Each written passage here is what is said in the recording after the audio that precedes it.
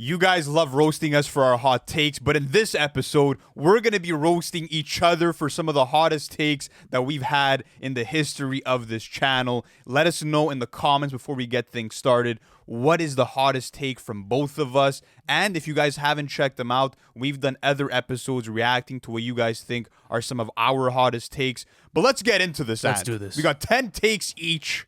Let's do this. We're going to play each and every single moment to refresh everybody. I want to say this. You've been on the burner lately, actually. I have. The last couple of videos, I've been steaming. Yeah, you've been steaming. I've been boiling that pot up, bro. I know. There's people that want to come after you. I know. I saw it on Twitter. They're out for blood. I'm ready. I've seen it on Reddit. I've seen people give deep dives and psychoanalysis on your character as a human being on Reddit. I'm like, whoa.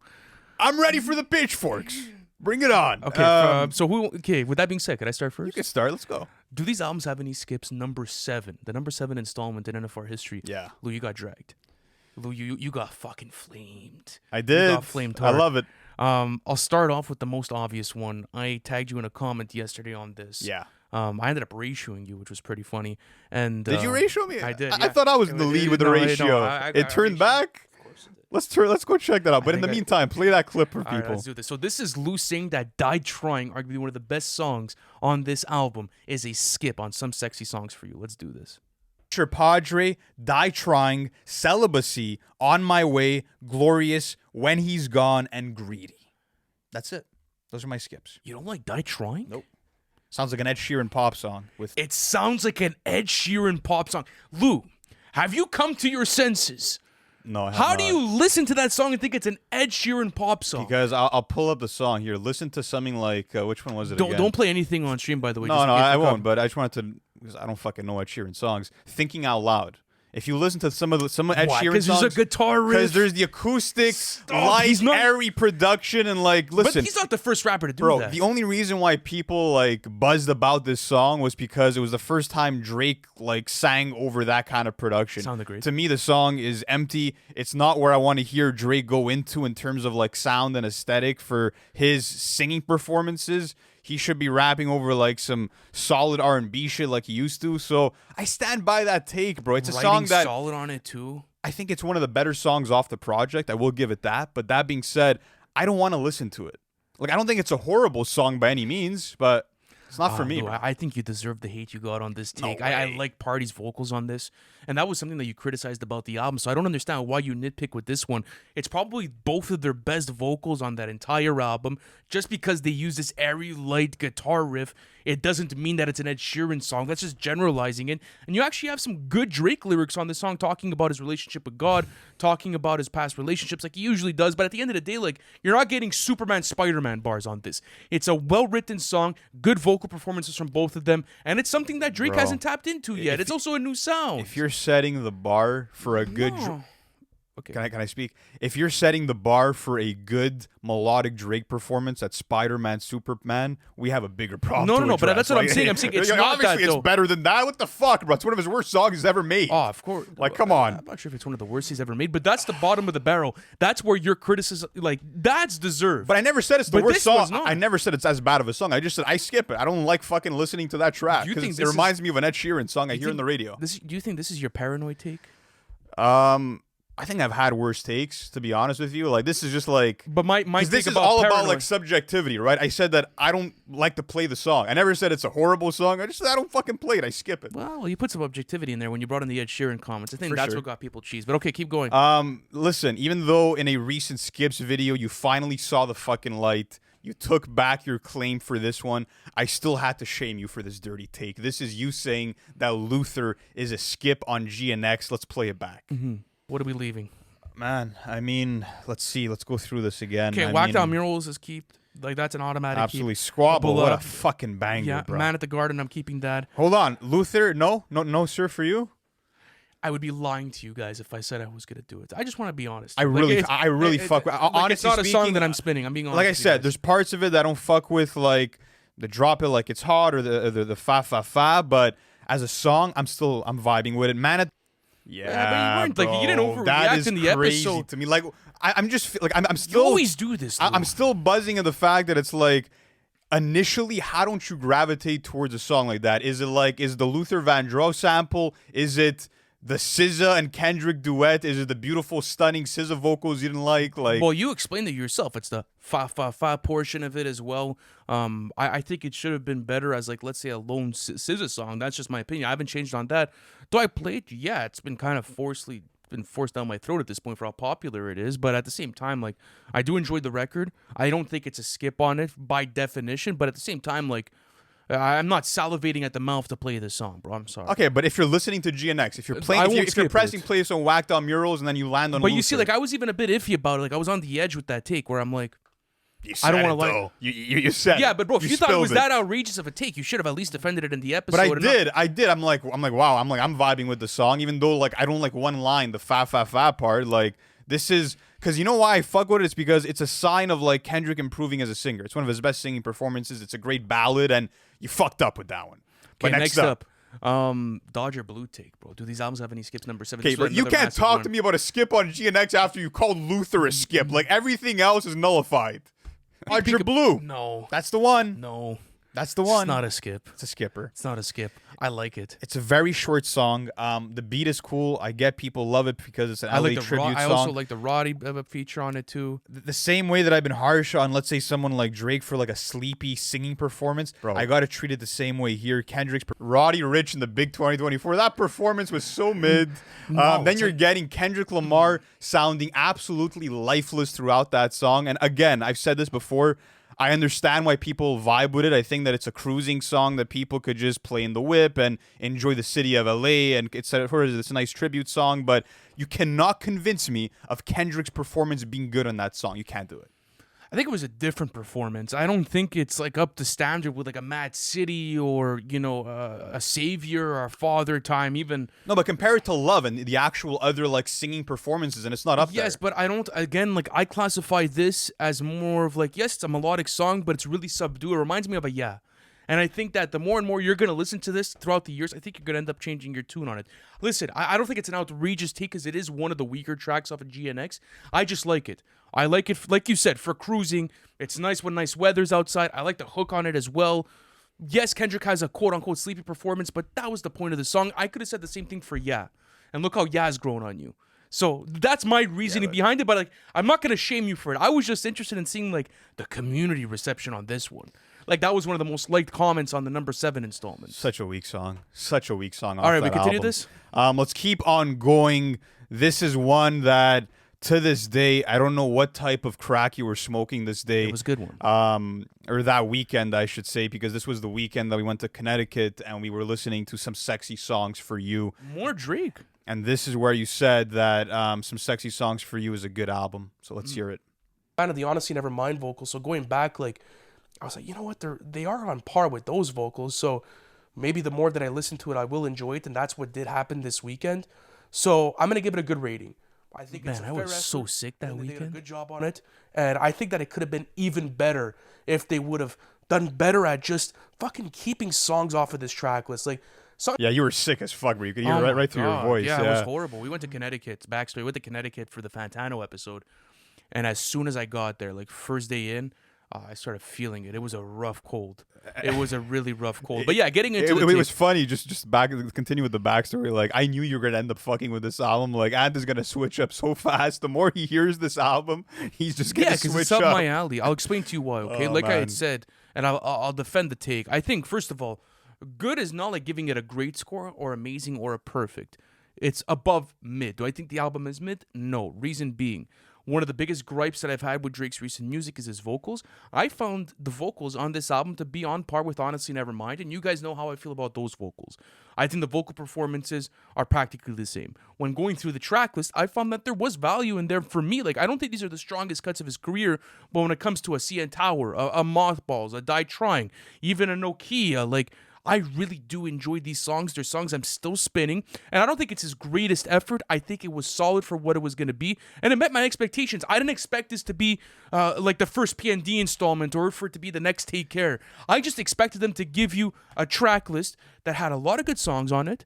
That kind of hit, and that's the way that I got it. I just remember being in the review, and you said something that bothered me, bro. What was you were it? like, Yeah, I think that Drake and PND's performances on the album were passable, and I'm like, bro, what is he talking about? Like, have some standards, bro. Like, you can't say that because the songs or the performances are passable. They're That, passable. but bro, like, Maybe my definition is passable. So, for example, like passable for Drake standards. Drake standards for me, like Drake's in my main is for him rotation to every overly single rely on autotune and no, sound of course sleepy not, on but records. But that's not the case on a CN Tower or on a Mothballs Bro, or on a Die Trying is his or on a performance Deeper. not subdued the entire project? No, I don't think so. On a song like Nokia, I don't hear it. Or even on a Brian Steele, I'm sorry, I don't hear it. On Small Town Fame, I don't hear it. I don't think those are subdued performances. I think that they're passable for Drake's standard. I do like these songs, and I'm revisiting the album. I gave it a good rating. Bro, I didn't call it perfect. You can't get mad at me saying that's a good album. It is a solid album. Not a good album I at think it's a all, solid bro. album. You can't For tell me, me. You my can't tell taste. me the melodies on CN Tower are memorable or adventurous like for it. Drake. But the thing is, on. I'm not looking at Drake at this point in his career to like change the wheel or anything. I want to get solid Drake music. I felt like on that track list, and I still feel like that to this day. I could switch up maybe in 2 years and say no. To this day, when we're recording this episode on April 16th, you guys are probably gonna get this a bit later. I'm cool with the album. Can't believe. I still can't believe that good one. rating. I don't think I ever will. But let's keep on moving, man. Next up, want to do album review? I will go album review for album review. Okay. How about Music by Playboy Carti? You giving it a mid rating? Even looking at it, you know what? I've never really done this mid-review, but I kept 12 songs, and there's a lot of skips on it. I think I'm going to change my replay value rating to mid and give the album a mid-review, bro. I'm not going to... So this is the thing with this album review. I had to convince you to give the mid rating because I was listening to your review in person in the studio. I'm like, Lou, you don't think this is a good album? So what? Like for me, it's like this is a weak take because it was middled. At least if you're gonna go into that review, own it, bro. Like I agree. I can't change your fucking review for you mid review. You know what? I agree with you. I feel like it was a case where like I was really torn on my score. Like listening to the album multiple times, I was kind of like, shit, bro. Like, how do I feel about this? Because I really wanted to love the album, but as we were talking about it and I was breaking it down and I was looking at like just how many songs I thought were actually quality and how consistent the record was, I'm like, bro, this is a pretty weak record. Like, it feels like it's incomplete. A lot of these songs feel like demos. This was not worthy of us waiting 5 years for. And all the weight aside, I just feel like it was underwhelming and I did expect more. But you're right. I should have been more stern on like what my take was gonna be. And I felt going like into it, yeah. like down deep, bro, you felt like it was actually a good album. I think you just like you changed it due to the virtue of the score. But at the end of the day, these are other albums you've given ratings to within that same time period. Mixtape Pluto, good rating. You think Mixtape Pluto is a better album than Music? I think it's maybe more. It has a lot of bloats, bro. It's more it dips consistent. off. No, Lucas of the shorter track list, but still the highs are not as high. For example, Almost Healed, you gave that a mid rating. Almost Healed, that's beyond like Music's here. Almost Healed is here. Wait, hold on a second. Just because two albums get a mid rating doesn't mean that one I could understand. be quite a bit better but the than thing another. is that you should have edged it up to the good because even at that, looking at a Wham, you gave that a mid rating. I don't think Music plays within those albums. Vultures 1, you gave it a good rating. Bad Cameo, good rating. You get what I'm trying to say? Like I understand what you're saying, but I still kind of stand on it being a mid album at the end of the day, bro. I feel like performance wise, he could have done so much more. He wasn't adventurous. He wasn't experimenting the way that we know Carti to do and evolve with every album. And I think a big problem was because he had kind of shown his hand before we got the album with what type of sound he was going to go into with it. yeah, but just looking and at the stuck with album it. and the track list for face value, when you're getting songs on there like Cocaine Nose or Evil Jordan, Ketamine, Rather Lie, like that's a solid track list, bro. It's 4 songs out of 30, bro. But even songs like Olympian, for me, Crank? No, bro. I'm sorry. not Crank. doing No, it. you can't defend something like Crank, but doing it. Olympian's growing on me at least. I All just right. felt like it was this one was a hazy area for you as a reviewer. All right. I'm going to keep on going. And yes, I do have a lot of Drake and Kendrick takes from you. That's just what it ended up being after I did all my research of what your stinky takes were. So let's go on to this next one. This was you placing Untitled Unmastered by Kendrick Lamar at number 21 when we ranked every album by the big three. Disgusting take. Let's play it. Bro. No way. Untitled Unmastered is in your 21. Yeah.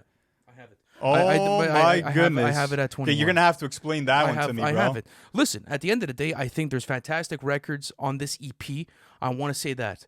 We're talking about ranking discographies, and I wanted to go into this ranking, and I hold a lot of value when it comes to studio album experiences. They're Lucy's. They're fantastic Lucy's, though. Untitled 02, 07, 08, fantastic production. I just feel like when you go into a lot more of my projects, let's say on, when you start progressing through my list, getting a lot better records, you're getting a lot more value as far as track list goes. I love Untitled Unmastered, don't get me wrong. But bro, are we being serious Are here? we being serious? You're going It's to a tell cut- me that it's cut, Kelsey. Scorpion by Drake is a better... So what's the gripe? What do you wanna what I talk was about about? to get to was that you're telling me that Scorpion, More Life, and The Warm-Up are better? Come on, dog. You can't tell me that with a straight face. And I want to say this. Mm-hmm. Untitled Unmastered, you know how quality that album is, bro. You know how consistent it is from track 1 to 8. It's an EP. You know that this is a companion piece to Pimp a Butterfly. Mm-hmm. You're getting literally off of Untitled 01 a continuation of Mortal Man with the whole Judgment Day theme. Untitled 02, you're getting beautiful live jazz instrumentation that was also heard on Pimp a Butterfly. You're getting experimental songs like Untitled 05. You're getting beautiful funk and just jazz grooves implemented on Untitled 08, which is a vibe of a song. Like, this is almost a perfect track list, and you're telling me that Scorpion and the More Life and the Warm Up are better? No I way, wouldn't bro. say the warm up looking back at the ranking, but example, I look at something like Scorpion, and you can't say that's a complete wash for Untitled Unmastered, even if it It's is a complete B-sides. wash. No, it's not. Songs It's a like 8 total out wash. of 10, 8 out of 10, Emotionless, Sandra's Rose, Is There More, the hit records off of that album as well, like Nice for What, God's Plan. I'm not a big fan of In My Feelings, but whatever. If you want to throw it in there, at the end of the day, like, that is a complete album experience. The reason why I had it like ranked as slightly lower is because I felt like it was an EP. And we were doing an album ranking. It does offer a bit less than those albums that I do put in front of it. But it doesn't, bro. It's a beautiful follow-up, and I want to say this. But no one's denying that it's a beautiful follow-up. I said There's it's a not- wonderful wait, record, but it's an EP. There's not a single song on the album that isn't good or better. They're all top-tier songs. You can't say the same for Scorpion. Every single song on Untitled Unmastered is top-tier, bro. Okay, Lou, and Come on. if Drake put out Scorpion with fucking 8 songs, bro, and he included But he Santa- didn't. But at the end, You're just getting looking at an the album highs. You're just looking at the highs, bro. And even if I look at the highs, Sandra's Rose versus Untitled 07, I'm taking Untitled 07. That's a debate. That's for sure a debate. To Bill Butterfly is my favorite album of all time, and I understand that it's a companion album, but I don't think that just makes up for it being it's automatically better. No, it So doesn't you're work like standing that. by this one? I do. But except for, you said the we were warm-up's ranking not better, though. You said you would kind of take it back. But even at that, I like a lot of songs off of there, bro. You're just looking Like the but Dead- you like the can't Dead just Prez look at remix, like- individual songs, though. But you can though. You're You just can look looking at at the highs. highs, Those are, bro. Yes, but that is what compiles in the album. Yeah, like you're gonna get certain misses because there's more track listing. But what happens if Entitled and Mastered had more songs? It doesn't. I'm getting it, but it's hard to play that game with a song that feels like an EP. I'm just saying, us, the way that... It felt like a Lucy pack. It doesn't matter. It doesn't It's feel like way an album more experience. That's something that it's How missing. many times have we said that it's better than most artists' number one album? Like, it has but you're in a album big three quality. ranking. The way Like, the if I- warm-up feels like an album, Untitled and Mastered is a fucking We're album, talking about bro. Meek Miller, Big Sean. Nah, Yeah, I bro, get get it. out. But you're talking about J. Cole and Drake. You're Completely bugging, different pedigree. especially someone that appreciates the Pimp a Butterfly as much as you. This is just shameful. Horrible take. All right, next up. This is one that you made about Tyler, the Creator, back when we did our episode on the NFR Plus channel for the most overrated songs from these rappers. And you said... Yeah. You want to say it? New Magic Wand. I stand by that. You could play the clip It's and then overrated. I'll talk about it. Tyler himself put it at number 1, and I don't think it's his best song ever. And that's New Magic Wand. I love the song. I love the way that he was able to... What's wrong with you? Don't interrupt me. Let me finish. Okay. I don't like the way that... I love the way, that he was able to blend so many different sonic palettes from different albums. You have like a Cherry Bomb-esque production, but him rapping his ass off on it, him singing so well. I just feel like there's better songs sonically, production-wise, narratively, not only on Igor, but on other albums. So again... So I get the point of the take. The reason being why I wanted to bring this in, and I felt like a lot of other community members have a gripe with you, the word overrated and New Magic Wand should not be in the same sentence. You could say that it's not his best song, and maybe, I don't know, I would have it a bit lower, but you can't call that song overrated. It's rated for a reason, and you even rated it. It's not like it's a mid song that's getting rated. It's one of the best in his catalog getting rated. It's an amazing song, but this is the thing. I feel like people sometimes forget the definition of overrated. Overrated means that people rate it too highly. Like, that's the definition of overrated. And I feel like when I looked at like all of Tyler's catalog, I never really saw anyone put, let's say, like a Yonkers as like one of his best songs. I feel like the one song that maybe gets more praise than it deserves, and by more praise, I mean people putting in number 1 like Tyler himself. I feel like people... From the artist himself. I feel like it was a case of like herd mentality where it's like, okay, well, Tyler puts a number one, I'm gonna have a number one as well, and I don't feel like it's up to par with even other songs off of Igor, like a Gone Gone Thank You, for example. So that's kind of why I have that take. Where would you place it in a top 10 list?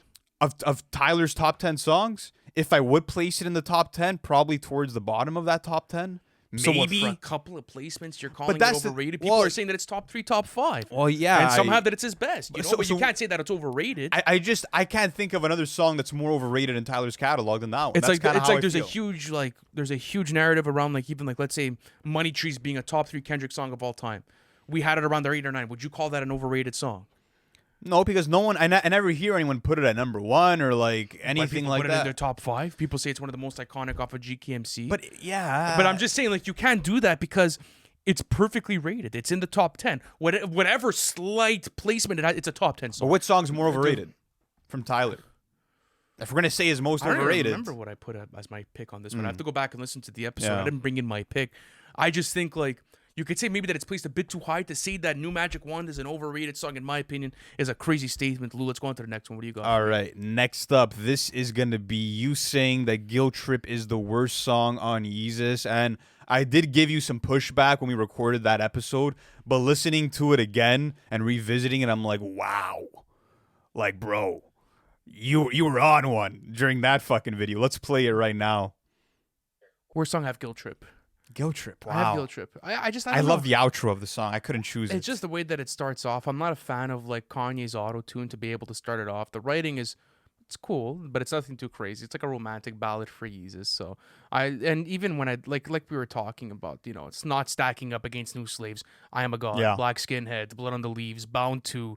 No, it's not touching the rest of the track list. So I think it's easily the worst song off the album. I don't think it's. Yeah, but that's not Bro, a bad take. That's though. a horrible take. Hold on, let me just pause this.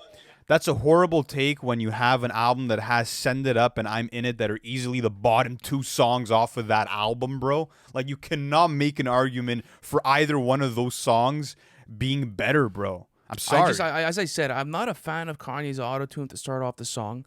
I don't think it compares nearly to like the highs of that track list. Yes, maybe I could have gone with a Send It Up, regardless. But at the end of the day, it's at the end of that track list, bro. And it's such a short album. Not that it's placed at the end of the Who track. gives a fuck? We're talking about the worst song on the album. No, but It at the could end- place first, 10th, doesn't matter. No, I was about to let me finish my point. And not the track list placement. It's at the latter half of the album for rankings. It is definitely one of the worst songs off of that album, No, but is it the worst song off the album? in my opinion. Yeah. Bro, what is it about Send It Up? Is it the obnoxious hook? What do you like I about really it? don't like Kanye's vocals to start it off. And it's not. That's Yeah, a you can also horrible see the take, hook. bro. I don't like his And vocals even on I'm it. In It, bro. Like, you have worse vocals from Kanye. You have that excessive I reverb don't from think him. so. You have cringier lyrics. You're talking about writing. The writing's not even that bad on Guilt Trip. And not only that, bro, the point of Yeezus is not to have good writing. That album is one of his worst written albums, and it doesn't matter. It's not about that. The whole like I need to call it off at the beginning, like that intro, like come on, bro. And then after wrong that, getting with- pop what's wrong with I need to call it off? And then after that, getting pop can, that transition into the pop can chorus. No, come on, bro. Listen, as I turn my BlackBerry off and I turn your bathwater on, is that better on I'm In It? You want to talk about lyric for lyric? Is I that don't better? know. Kanye doing block in the middle of his verse. What to me about is not crazy? eat an Asian pussy? All I need was sweet and sour sauce. Is that better lyrics, bro? Your feelings like Zulu, then nothing Nah, is Shaka. bro. Come You're on, bugging, bro. I hit her with Jamaican dick. I'm the new Shaba. No, Bro, you're stop bugging, it. bro. No way. And then after that, you're just getting Popcan coming in doing like a random feature. Bro, so you're gonna look me in the face and say I'm In It and Send It Up are better than Guilt Trip with They're with all those around the same magical place. Kid Cudi vocals. Fine, Fuck off, bro. fine. Horrible take. Horrible. Like the Kid Cudi vocals. Just are not gonna admit do it, this. bro. Admit that, like, No. you hadn't revisited the song in a while, and no, like I you revisited- didn't know, bro. I revisit all my material for my episodes. All right, What do you think? bro. I just went at a dartboard and said, oh, Bro, well, Guilt well, Trip is the least viewed on Genius. I'm just saying, knowing you as a man of taste, you would not put Guilt Trip as the worst song on this album. I There's just no way, explained bro. it to you, bro. Like, Bro, you're I taking, gave you're you the taking the lyrics. King Louis feature over Kid Cudi as a feature. Star Wars Fuck for off. yeah, I'm rocking Chewbacca. Bro, but the whole Come on, if you bro. know Yeezus, the whole album's not well written. I know bro. Yeezus is So this. then I'm just saying you don't got bring up cringe lyrics lyrics. in it. There's cringe lyrics that I'm in it. So then what am I Eat an supposed? Asian pussy, all I need was sweet and sour sauce. There's no worse lyric on Guilt Trip than that. That's like a classic Kanye bar. Oh yeah, it's classic. No, it's like- classic. No, not at like classic standpoint, but like it's just like it's typical Kanye. All right, make But- excuses where you want, bro. Let's move on. Horrible take. But Lou, what do you want me to target? I told you I didn't like the lyrics on it. I didn't like his vocals to start off the song, and I think the pop can feature is useless. All right. All right, let's keep going on with this next one. So this comes to you from you. Lou says, if you're listening to Travis Scott for the lyrics, you're playing yourself. And this was done when we were rating his lyrics. That's a bad take. Sheesh, bro. You don't think this is a bad take? I'm gonna play it. Hold on. Fuck. Not even if your lyricist. Bro, okay, listen, let me make my point here. Hold on, let me just go a bit back. 7 is a bit harsh, bro. I'm It's sorry. not harsh at all, absolutely. bro. What do you mean? He bro? has his In all song concept seriousness, and bro, stop trying in to all be gone. seriousness, if you're listening Come to on. Travis Scott and you're telling me you're listening to him for the lyrics, you're playing yourself. Bro, we've already broken down. So we've already brought this in as a take in another one where we were talking about like the score I gave him on. But you know, fuck the score, right? Because we were. It was that take. If you're listening to Travis Scott for lyrics, you're playing yourself. I brought in some good written songs that you've appreciated in the past that you've listened to for lyrics. Apple Pie, My Eyes, The Curse, Coffee Bean, Backyard, 90210 is great for lyrics too. So this is the thing. Oh my, this side? I don't know. So this is the thing with Travis Scott is that I can listen to someone like Kendrick Lamar and just like be there for the songwriting, the lyrics. I can do the same thing with numerous amounts of rappers that are true writers, bro, true wordsmiths. With Travis Scott, you have to be honest. Majority of his fan base, they're not pulling up genius, bro. They're not in it for the songwriting. Of course, you're going to find good song concepts. Of course, there's going to be moments of him being introspective and being open and sharing amazing back personal stories of his life before the fame, etc. Writing. Sure, I'm just saying, to me, when I listen to a Travis Scott song, that's the cherry on the cake. If I can get a song with amazing writing, beautiful, I'll take it. And I have loved a lot of those songs. That being said, what I'm there for is the Astro Thunders, bro. The vibe of the song, the mood music. That's what Travis Scott represents, is being able to just put his beautifully artificial vocals over some nice psychedelic production. That's why I'm going into a Travis Scott Yeah, but that's song. such a surface level take on his music. Like, that's not the only reason why you're going in. You're going in for the writing. Of course, we were having this conversation with people that were critiquing Utopia because the lyrics are so surface level, and we're like, nah, bro, like, there's great writing there. There's value within those track lists. I think that, yes, there's obviously a component to his music that overleads other things, right? So, for example, like, his beat production, his vocal effects, those are like his bread and butter, but I feel like his writing's low-key underrated. I think if you would have given the take you just did, that's better than the take of giving, if you're going to Travis Scott for lyrics, you're playing yourself. You can't say that. I want to go to something like a Backyard and listen to the lyrics. I could honestly give a fuck about the beat. I'm going there and like, I want to hear his origin story. Same thing with The Curse. Same thing with something like Apple Pie. Yeah, those beats are great, but he has multiple records in his catalog that you go to the writing Listen, for. maybe you misunderstood. What I meant by that take was that if you want to hear like strong lyricism in hip hop, you're not going to Travis Scott, bro. That's not why you're going to listen to that guy's music. It's not. But like Simple at the end as of that. no, obviously not. He's not a prodigy, but at the same time, like, you could find so many great records that are well written, well established. Even something like a Way Back, The Ends. There's good writing on all of his albums. I just think saying you're playing yourself to go because you're going to Travis Scott for lyrics, you could find definitely a lot of value in his catalog for that. And I wasn't going after the score because we had sort of a same score. I just didn't like that statement. Okay. But okay, go on to your next one, Lou. My next one, yeah, man, this is you saying Lift Yourself is better than the Hard Part 6. And this was crazy to me because Lift Yourself was a successful diss. This was Kanye putting out a song for a beat that Drake wanted and him essentially trolling him on it. Whereas the Hard Part 6 is maybe the biggest failure in diss track history. And I don't care about being vindicated by comments, but it was like, it showed me like, okay, you're not mental. When I saw the comments tear you to shreds for this, let's play this song back. Well, I should say the clip back. Here we go. Where is it? There we go. Much better as a song compared to the Hard Part 6. Let's be real here, bro. Are you really stuck like that? Are you serious? What do you get out of Lift Yourself? The amazing production. Like, you're in fucking soul sample heaven with that, bro. Are you kidding me? You get that on the Hard Part 6. I think. Are you out of your fucking mind? No, I'm not. I think Lift Yourself is a better beat, and I think that when you're looking at both songs, I mean, okay, I have to suffer through 30 seconds of whoop-diddy poop. I don't care, bro. That's much better than sitting through. You thought you left D flat, nah, D major. What? Lift Yourself is legitimately a parody, bro. It's a parody song. It's a parody. It's the same thing. It's What do a- you go to? it's a What do you go to lift? successful What do parody. you go to lift yourself for? And first of all, the comment sections, I'm all weird. You're obviously gonna get the Kanye and Kendrick fans. They're gonna try to come after it. I don't care. When you look at those songs, face value for face value, it's a parody, bro. It could be the craziest sample flip of all time. He's literally shitting on a microphone.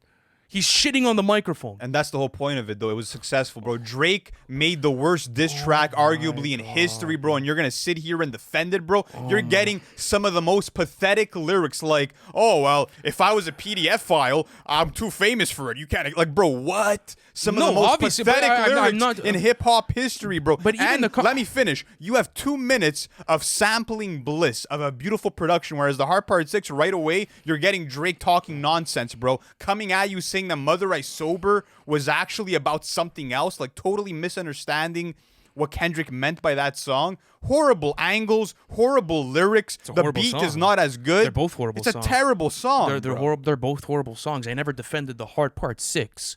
Let's get that straight. Go back to my video on the Hard Part 6. When did I defend it? All right, just when did hold the L, bro. It's okay. Well, hold on. No, let's go back. When did I defend the Hard Part 6? You defended it versus Lift Yourself, which was a horrible take. I told you because Lift Yourself is a parody. You're getting And fucking it's a better song. The Hard Part 6 has now become a parody. No. Yes, it has. You go It's a Lift joke. Yourself. It's a joke of a song. If Drake did Lift Yourself, everyone would feel different about that record. It's because Kanye touched it. It was quote unquote a troll, and he literally shat on a microphone. Was it a If successful that's- troll? Answer that. No. Yeah, it was. He didn't even go into a battle with him. Bro, but He just ruined the beat. He ruined a yeah, perfectly good beat. You think he did good with that beat? You think that was a successful, accomplished because song it was with a that fuck beat? you. It wasn't supposed to be a song, bro. They That's should the have done whole a point. It was collaboration, or he should have successful kept it for parody. himself. There's All no way. right, Him bro. shitting on the microphone for 2 minutes is awful. I think it's a Wait, disgrace. first of all, you're wrong, by the way. He's not shitting on the microphone for 30 2 minutes. seconds. Yeah, exactly. 30 Get your seconds. facts right, bro. So that's it. So I got to go to a song in here after to poop did he scoop for 30 seconds straight. Who cares? You have 2 minutes of an amazing beat. I'd rather hear that than listen to sing. So then go back and listen. But you're not listening to just the beat on that song, bro. There's a large portion of that song with Kanye's vocals on it. You want me to pull up Drake's lyrics, bro? You You want me can. to do it? But why? I'm not gonna You want to defend them. sit They're through horrible. it? You want to sit through that? I'd rather listen. You're telling me you'd rather listen to the Hard Part 6 than Lift Yourself on any given day, where you have 2 minutes of a beautiful instrumental. What would you rather play? I'm asking you. We'll do Lift Yourself for the sake of the conversation. All right, let's continue going on with this next one. L. I have a crazy one from you. Utopia is not a classic and isn't a decade-defying album.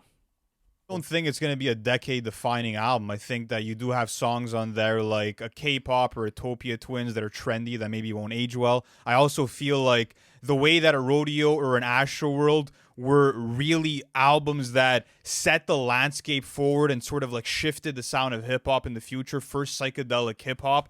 So, this is my gripe on the take, and I was even thinking about this when doing these notes, and I took it down.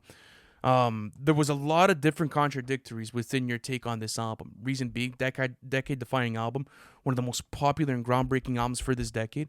When you think about the 2020s for hip-hop, a lot of fans are going to think to Utopia and what it did for hip-hop, especially in such a dead year right after COVID. Brought the excitement back, the tour attached to it, the live moments from it. And yes, there are major records on that album that did carry it.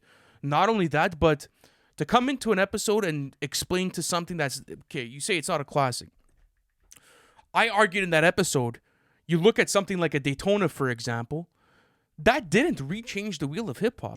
That was a classic album because of the initial impact, because of how people felt about it off of first listen, the great production off of it, but that didn't re-change like the wheel whatsoever. It's a coke rap album. So with that being said, the arguments against this one, it's like, they don't add up. So do you still feel like it's not a classic or it won't age as a classic? Do you think it's not a decade-defying album? Like, I just don't understand the approach with it. I think there's a lot of different parameters when you look at a classic album, right? Like, for a lot of people, like, I think obviously a classic album needs to be timeless. It needs to have an impact that endures for years and years and years.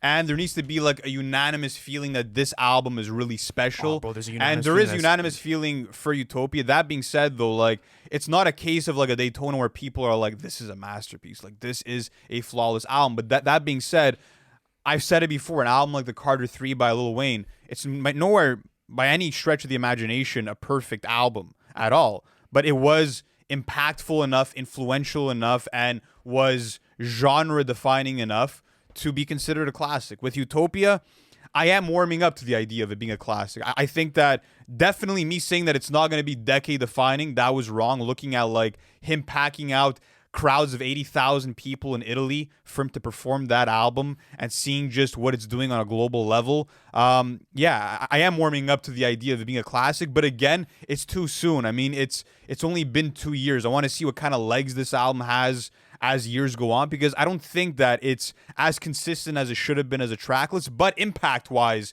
it is even exceeding my expectations. So, for sure. It's a huge, impactful album, even for 2023. Like I said, take that album out of that year. Bro, that year is dead ski. yeah.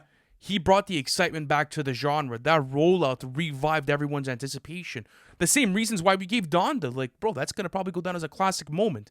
But Donda obviously suffers from bloat, and there's things that go against it. But, all right, let's keep going on with this. What do we got next? All right. Well, fucking speaking of Travis Scott, it's a perfect segue. What do we got? This was you saying that he has a better part on than Toro y Moi on Flying High, and I just feel like everyone that has a pair of ears and decent taste knows that the selling point of Flying High is Toro y Moi's bridge with those dreamy keys and his mesmerizing vocals, and even the hook that he shares with Travis. Like, he's the best part on that hook, and it's really Travis chanting shit like, move that rumpty rump. Like, that's where the song kind of starts to dwindle down a bit in terms of excitement. But let's play it back here so we can refresh ourselves. Let's do it. Song that I used to skip, and that was Flying High, and it's no longer a skip to me. It's no longer a skip for me as well. Even though I'm not the biggest fan of the song on the track list, still, I go back to it. I really like the Travis verse. I really like Travis's verse on it. Tori and Moi, okay. I What? still feel like that's the best part of the song. not for me. I feel like Travis definitely has a better verse. No, there. that bridge from Toro y Moi is heavenly, bro. You're tripping on that one. It's okay. I mean, it's nothing too crazy. Let me continue explaining myself. When I go into it, I mean, realistically, it's not the craziest song off the track list, but sometimes I'm down. Sometimes I'm down in the whip. It has sometimes I'm down in the whip. I still feel like Travis has a better part than the bridge. I feel like it's a big selling point of that song. It also takes up most of the run space on that song as well. I'm there for that. I will say this. I have warmed up more and more to the Tori and Moi bridge and like the vocal performance. I do think like I was kind of underplaying it within the take, but I'm still on the same vibe. Like, I do go to that song for Travis over Tori and Moi. Yeah, this is one of those things where it's like, if you know, you know. I don't really have much to challenge you on. It's like, if you feel that way, bro, fuck it, feel that way. Well, but yeah, because keep like on he going. does take up most of the runtime on it. Tori Mo's a huge portion of that song as well, It's but a like huge portion of that song, and he's the best part by far of that maybe song. if it was his own solo song, then I'd be like, okay, but at the same time, it is Travis's song, and I'm there for him. L. And I think that he adds to it, and I would take the Travis massive portion L, over it. but you can keep on going. Okay, next up. This one's crazy to me. Mr. Mo on the Big Steppers is bloated. Scaring the Hose is better. All right, let's go through this one. Bloated Performance too. better than United in Grief. Give me flows better than United It's a in bit Grief. bloated Give me a too. performance better than Listen Father to Time. them on Perfect. Give me something better than Savior. Listen to them on Kingdom Hearts Key, bro. But that's what I'm trying. But the difference is from start to finish, they're lively, But- they're dynamic. but you've gotten that it's from a Danny bunch Brown of before. erratic flows, and I've gotten amazing Kendrick performances before. Absolutely. What the fuck does But- that have to But what do I'm with trying to tell anything? you is that you're trying to sell. Okay, so the reason why I think that this is a bad take, and I wanted to revisit it with you, is first of all, we never had to have a calm conversation around this. Like, this clip is pretty funny. Like, we were absolutely going crazy. Who says it needs to be a calm conversation? Oh, for this one? Yeah, who says it needs to be? Okay, listen to this. Is Mr. Morale and the Big Steppers really that bloated? Do you think it's a bloated album? Wait, sorry. Bloated. Okay, Just to be sure, are you challenging me saying that it's Both. bloated, or that Scaring Those is better? Both. Okay, well, Scaring Those I definitely stand by. I think that when you're going track for track, it is the stronger album. But I will say this, it's kind of like comparing apples and oranges, right? One of them is like this very fun, quirky collaborative album where JPEG and Danny are kind of talking shit. It's very raunchy, it's very comedic, and they just want to give you these berserk flows that are out of this mind, and it's just like an experimental hip-hop fans like paradise to experience that album. no kidding. Like, production-wise, I think it's also stronger. I've said this before, I wasn't a huge fan of how minimalistic some of the beats were on Mr. Morale and the Big Steppers. So, obviously, you're not going to get the writing and the rapping that you're going to get from Kendrick on Mr. Morale, but there's different areas where Scaring the Host strives, and ultimately, you know this very well, how much I value consistency in an album and how much I can just go from top to bottom and feel like I'm listening to greatness. Yes, but that's replay value.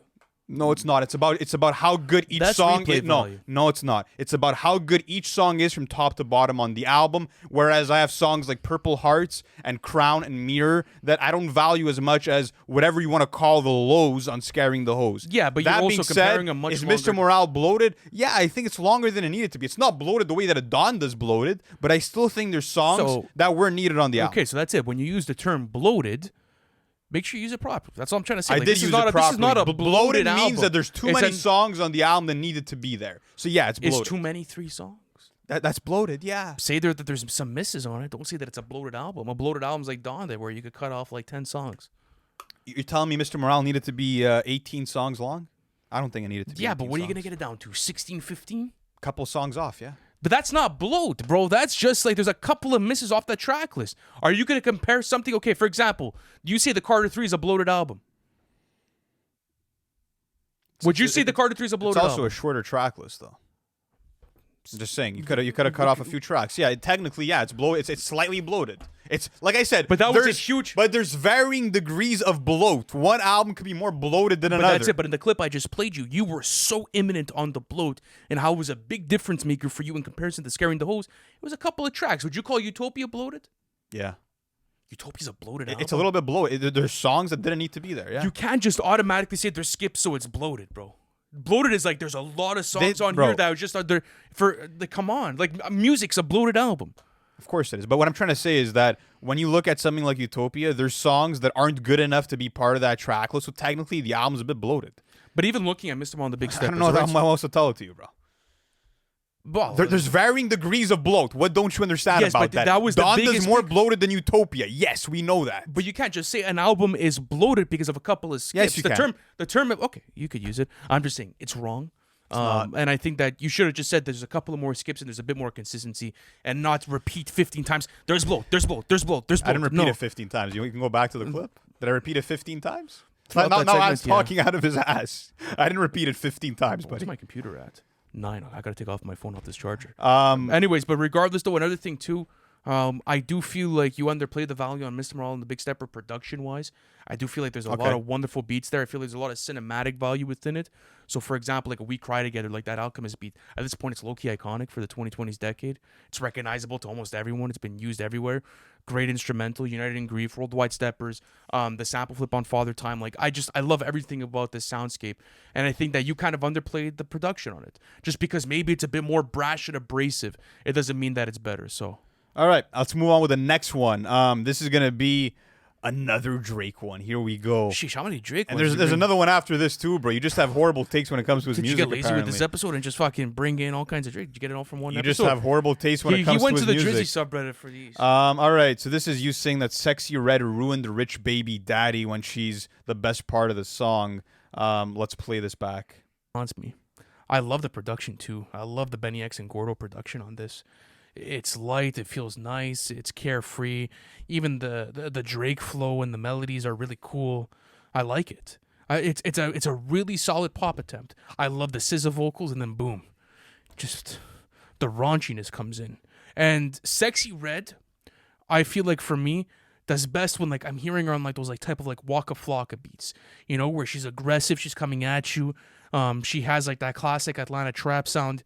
You know, that's more of like where I would want to hear Sexy Red sort of go with her sound. When it comes to like the hooks, bro, and how prominent it is, I've counted this for you before. They use this hook, I believe, Four yes, times? it's 4 different times on this. Even the part 2 from Drake on this is great. This could have been, in my opinion, an amazing song. I got really it. I got it. This could have been an amazing song by removing the best part, bro. And like, what I didn't like about your take here is that your biggest like reason for why it wasn't good is because it was too raunchy. Whereas you like a song like Lollipop, where Lil Wayne is singing about a girl like sucking a schlong, like that was the basis of that song. But that's okay. But Sexy Red saying like, shake that ass, bitch, is and Didn't make fit the the song. coochie breathe. Like, no, bro, it fit the song perfectly. fit the The song. whole point of the song was it to be a strip club anthem where there's twerking, there's ass shaking. I don't know. Maybe we got to take you to Wanda's or Magic City for you to enjoy this song. I don't know what it's going to take, bro. But that's a horrible take because this song would not have been a hit without that hook, and it wouldn't have had the same energy without that performance. Doesn't And mean what's I- also doesn't mean I have to interesting is like that it. SZA has a decent part, sure, but for you to compliment that over Sexy Red when, like, bro, she wasn't even, like, the best feature on here because apparently she was even sick when she recorded this. Like, I don't know. That was a crazy take to me, bro. Because she was sick when she recorded. The vocals came out great. I would have liked to see Drake and SZA attack that song by themselves. I don't feel like Sexy Red was needed on it. I don't like the song. You don't like the song itself. And I think there's a reason. It's because of Sexy Red's prominency on it. It comes down to that, That's bro. part I of the don't like the song. part. It's not because it's too raunchy at that point. You Like, said that, though. You said that. It's raunchy for that record. Why? The whole point, it's called Rich Baby Daddy. The whole point is for it to be a raunchy record. Why is it too raunchy for the record? I just don't feel like it fit the subject matter. Okay, admit that you're talking out of your ass here, bro. I see the bullshit smile on your I face. just don't like the Sexy Red part, bro. There you go. I just don't fuck with it. So don't say the raunchiness didn't fit, yeah, bro. But Because you're like, talking out of your why ass. rehash this conversation all these years later? You know it based on the review. We shared the take. Well, the whole point is to rehash. That's the point of the episode. We've had these No, I conversations know, but before. like you like, I don't find that's a hot take that I didn't like Sexy Red on some sexy. No, but you songs for saying it doesn't fit the subject matter, that makes it even worse because it doesn't make any sense. All right, let's go on to the next one. What do I got next for you, bro? Hold on a second. Let me pull these up. Next up on my next one, this one's interesting. Tupac is not a top 10 rapper of all time. Let's do this one. Hold on, I gotta turn my volume up. Tupac, before we do move on, because a lot of people were saying that it was crazy I didn't have him in my top 10. And I think the reason why I had him a bit lower was just because when you look at some of the mixing and the beat selection of his first two projects, Tupacalypse Now and Strictly, I think it's a bit subpar in comparison to looking at Me Against the World or All Eyes on Me. I do have to say that. But when you're looking at the most impactful rapper of all time, it is Tupac. When you're looking at, I feel like a lot of people like have this notion that for certain rappers, objectively, they have to be in everyone's top 5, right? Like there's the Nas's, there's the Biggies, there's the Tupacs, etc. And with Tupac, I think that it does come down to a point where I do look at the totality of his discography, and I do feel like those earlier albums aren't up to par with the later works. Yes, but you had said that the mixing and mastering the beat selections, for example, were the biggest downfall of those. Yeah. I go to someone like GFK, for example, right? And the beat selection from RZA was wonderful there. Let's Amazing, say on the old, but the mixing and mastering wasn't great on those records because those albums have a dirtier mix, bro. It's old the 90s boom bap hip hop, bro. Like that's the whole point to that subgenre, low key, and especially with the production. I just think like you can't argue that Tupac's not a top 10 rapper of all time because of the mixing and mastering on his older projects. And you've said it yourself, like he is the most influential rapper of all time. He is, no, for sure. But like just that alone, you deserve to be in the top 10. At least in the top 10. At least get him 10 to 8. But I've never said that it was a crazy take for having him in the top 10, right? I had him like pretty much not far off from that spot. Yeah, I'm at 12. At 13, sorry. You're out. You're out of it. You're a little bit out of it. I mean, listen, like I said, I never, for anyone that put them in their top 5, their top 10, I understand the impact. I understand what he means to hip hop, and I'm okay with this being considered a hot take. I just feel like when it comes to the art of rapping and emceeing, there's rappers that are better. There's rappers that have better catalogs as well. And when you're looking at a Ghostface Killah, I think he's one of those guys that does have a better catalog. And I think I'm not sure about that. Even with when you look at Black Thought, who I also put above him, I do feel like Black Thought's a better rapper, and that maybe doesn't have the classics on the level of All Eyes doesn't on have Me. the 3-album run. Doesn't have the 3-album have the run, but impact. he does Doesn't have have the mic a legend. presence. Bro, The Roots is a top 10 catalog of all time, and for both of us. Yes, I understand. Let's not talk about like doesn't have I get it. classic albums. He does have classic albums because of the consistency, but I wouldn't downplay Tupac's catalog. Tupac has 3 classic albums. He does. There's very few rappers that have 3 classic albums on that level. There's very few people that are able to say that they have a 3-album run of that level. Mm-hmm. I just think like it coming down to like mic presence and that he doesn't have the rhyme technicalities of like an MF Doom, you can't take him out of the top 10. You can't take him out of the top 10. For me, I can. Like I said, I think MF Doom is a better One of rapper the most all around. iconic rappers of all time. Fair. There's no way. Fair. All right, what's your next one? Next one, we're gonna go to you giving I Lay Down My Life for You a great rating. And this is interesting because in a recent tier list that we did, you were okay. Like, you didn't really say that it goes into the amazing cat column. I kind of said, and you kind of agreed. So we're gonna play this back and then see how you feel about the album now. What I'm going to be revisiting, I think that it's a really nice, concise album. And you know what? If you want to spin it from start to finish, you absolutely could. It's only 41 minutes. I'm going to give it a great rating. I think it has great replay value. But All right, let's get into my overall thoughts on the album.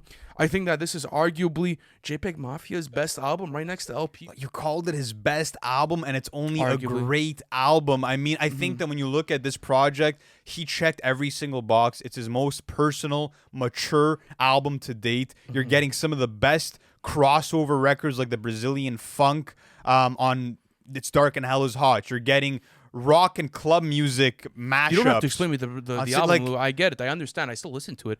I think the for replay example, value like, brought it down for you in your score. because like, but is it truly like an amazing album, bro? Like that's a high claim. Like me saying that it's a great album is it's a great thing. Like it's a fucking great So album. JPEG doesn't have any amazing albums to you because, like you said, you called it his best album, and you didn't give it the I amazing. said it's arguable. Do I think LP's a great album? Yeah. Do I think it's amazing? I'm not sure. I think his best album to this date is Scaring the Hose. I gave that an amazing rating. I think that's arguable top 10 of the decade. So what stops it from being amazing to you? Like what kind of knocks it off points? I'd have to go back through the album, and I'd have to give you guys a redux of it to be able to then give better scores for. I don't want to say that now because I'm going to trap myself. Like I didn't come in prepared to be able to make why points for didn't it, you know? challenge when we put this into the amazing in that tier list that we did? Because it's also a case where, like you've said in the past with other scores for yourself, like it's on the verge of certain things. And like I felt strongly about it, and I stuck at the great rating. Maybe in that moment I could have switched up and said it was amazing, but in that day with the review, I gave full-fledged like explanations. I broke down the writing perfectly. I went through all the samples on that album. I really paid attention to that record, and we even reviewed it a bit later too. I had time to live with it. I felt like great was a fair score for it, and it's not to say that he doesn't have an amazing rating. Example, like for Metro, before We Don't Trust You, the highest score that I ever gave him was a great rating on Heroes and Villains. Like I hold a great rating really high, bro. There's one person that's ever really gotten to the top of our score, and it was The Weeknd with Hurry Up Tomorrow. I just feel like knowing what he did on this album, the top tier rapping, the amazing production that's better than most albums There's that better are rapping in produced. 2024. I'm gonna be honest with you. I feel like there was better rapping performances in 2024. Listen to JPEG on From on Vince JPEG Staples to Ultra, Schoolboy bro. Q. Come Like on. you Listen can't to deny his that those verse are on better. JPEG Ultra. The Listen to production, what for he sure. did on so many songs on this album. I Don't put did. anything on the Bible. Like the range you're getting from JPEG too. Incredible. It's really nice. Nah, bro. Anyways, when you're ready to have the conversation, that's when we'll have it because it seems like Great to amazing. Okay, fine. Well, bro. I'll say it to not upset people. It's amazing. bad take. Anyways, last one for me. No, actually, second last. Yeah, one we for got me. we got two more each. We I got think. two more, yeah. All right, so this is one where like I'm gonna put myself in this conversation with you, okay? I think this is a bad take from both of us, all right? Okay. Travis Scott isn't a top 50 rapper of all time, and you even did 50 rappers that are better. Let's go through this. People might take that Travis Scott is not a top 50 rapper of all time, but let me actually name 50 rappers that are better than Travis Scott. So we have Nas, we have Jay-Z, we have Biggie, we have Andre 3000. Okay, so those are the obvious ones. Let's go down the list. Okay. 50 Cent, Mac Miller, Freddie Gibbs, Killer Mike, Blue, Rhapsody, Slick Rick, Pharoah Monch, and Snoop Dogg. Let me know in the Like for me, I look at a Snoop Dogg. I'm not putting Snoop Dogg in front of Travis at this point. I made a mistake there just because of like one album and like the classic. and come on, no, bro. Pharoah Monch, same thing. Sorry, Travis Scott has really pushed the genre forward as much as those other guys as well. Yeah, in my they've opinion. definitely pushed the genre Same thing forward, with bro. Rhapsody. Like, yes, Rhapsody's a better technical rapper than Travis Scott is. Has but at an the amazing catalog as well. What are you going to knock Sure. Rhapsody for? You're not gonna rap? No, for nothing. I could say that Travis Scott has better Because beat Travis selection. is more popular and has had more impact? What is it, bro? Why would you like say that for? I'm Like, asking I'm not. you. Wait, do you think I'm dumb enough to say that take that he's just more popular, so he's better? So what is it?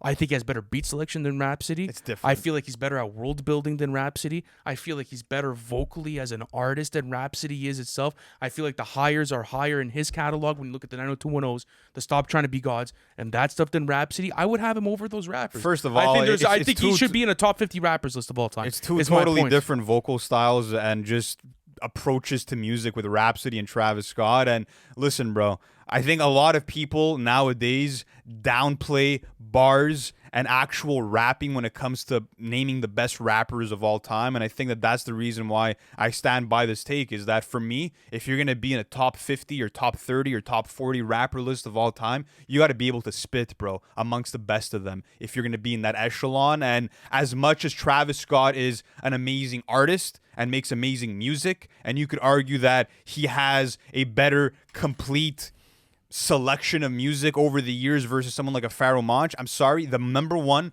most important factor But it's not the only one. is being able to But rap. it's not the only one. So, for example, like make that claim for Snoop Dogg. Snoop Dogg's not a top tier lyricist. He's not, but is he Why? not? Because of his flow and because of Doggy He has style, an it's amazing flow. He has doggy style. He has legendary collaborations. He helped birth an entire subgenre. For sure. subgenre. He has one of the Travis best. as well. Psychedelic. Snoop trap also was has really one of the because best him. voices in hip hop history. Travis got some of the best beat selection in hip hop history. What I'm saying is that like you can't do goalpost moving. I'm victim to this. I did it in my list too. I'm not mad at you for it. I'm just saying revise the take. I That's disagree. it. All right, go on to your second last one. Next on my second last one. This is the last Drake one. We're finally gonna stop the Drake conversation, but this is Jeez, one that had to be brought in. I still can't believe that you said this, but to give context, 'cause this is important because you might have slightly changed an opinion. This was dated November of 2024. And the episode was around the top 25 rappers in the world at the moment. And you decided to put Drake at number 10. Let's go back and listen to this. And that's where I'm gonna have Drizzy Drake. I brought him. Yeah, I brought him in.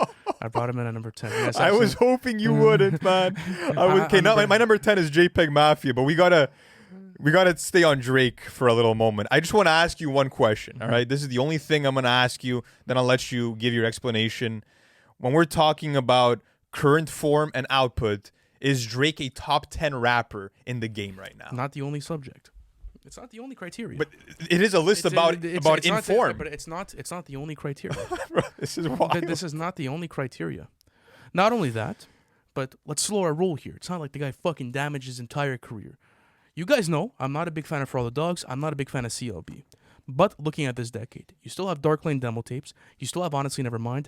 And you still have arguably the best, I would say, collab project or album, should I say for better words, in the 2020s decade with 21 Savage with Her Loss.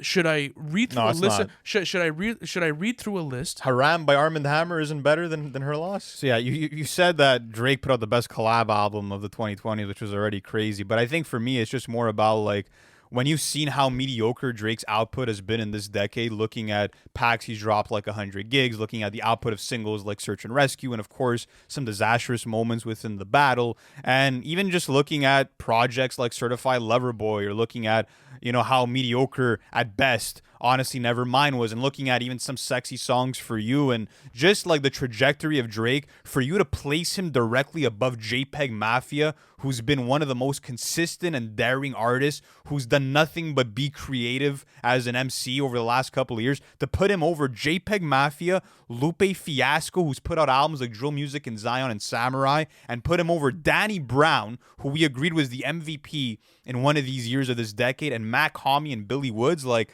mind-blowing take to me. No, it's not mind-blowing. I think, like you said, there are people that had better output around that time. It was a power ranking, so I guess you get points for that one. At the end of the day, though, like I feel like too many people concentrate on the bad with Drake rather than also looking at what he did good this decade. Looking at what he did with Scary Hours EP3, that was a huge moment for the live album reaction, and we absolutely adored those records. And like example, like Stories About My Brother or like Red Button, wonderful records. Even looking at Her Loss, maybe it's not the best collab album of the decade. It's top 3.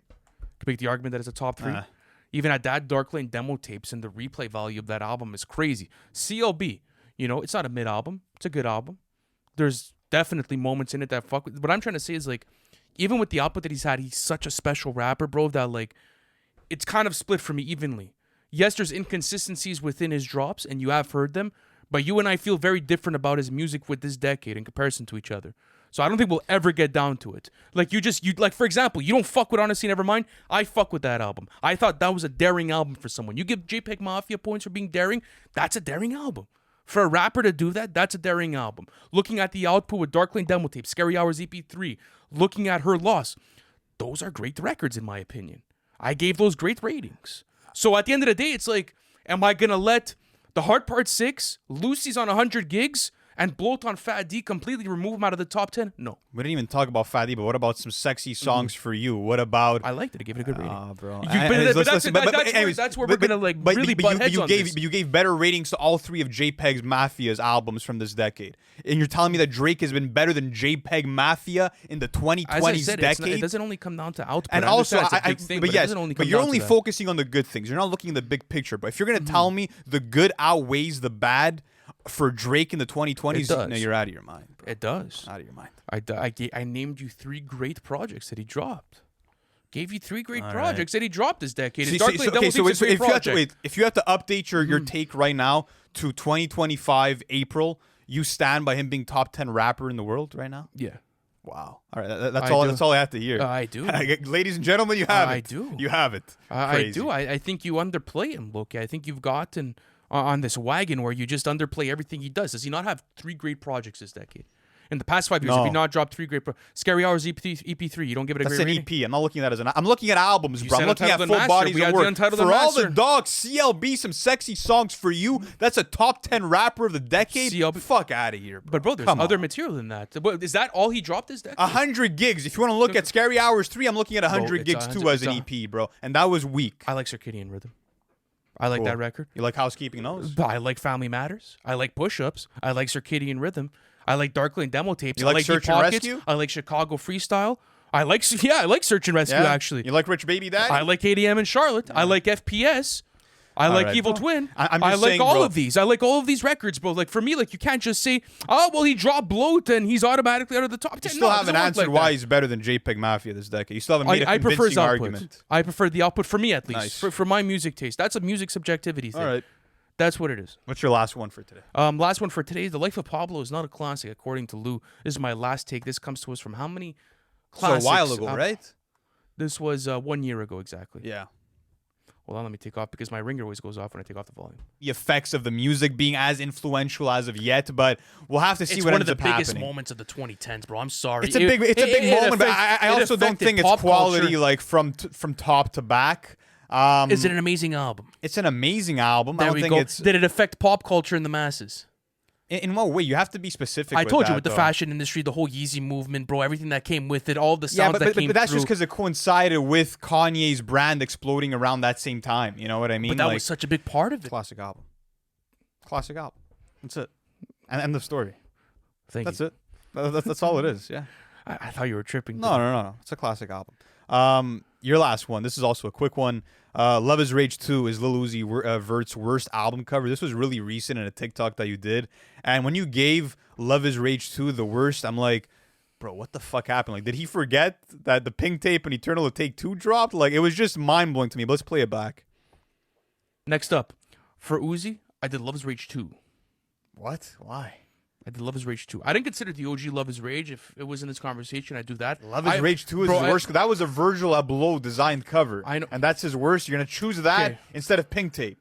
You think Pink Tape's a better cover? Oh, the Pink Tape one's iconic too. I don't know. I just I prefer Lucy versus the World is better, right? But we're not talking about that. I'm just saying versus Love Is Rage 2. You have to do a process of elimination. But we know those ones you're gonna name are better. I'm talking about the Pink Tape versus Love Is Rage 2. I'm not saying that. I'm just saying that it's arguably at the bottom. That's a toss. What about Eternal Take 2? You're saying that's a better cover than Love Is Rage 2? All those eyes in the crowd is better than the Off-White tape and the way that Virgil Abloh designed all those track titles. You're gonna stand by this tape. But the Eternal Takes are. But I think the only one that you could argue is worse is the original Love Is Rage cover. Okay, so why didn't you consider that? Because Lil Uzi Vert versus the World. We'll go through that because you interrupted me there, and we only had a certain amount of time for that TikTok clip. Lil Uzi Vert versus the World and the Perfect Love tape are better. Agree or disagree? Versus the World is better, and what's the other one? Perfect Love tape better, yeah. Okay, both of those are better than Love Is Rage 2. Looking at Eternal Take, and then after Lil Uzi Vert versus the World 2. Eternal Take is debatable. But them fine. looking at the planet. Even if I want to give you that one, that's fine. Yes, okay, sure. so those two albums, fine.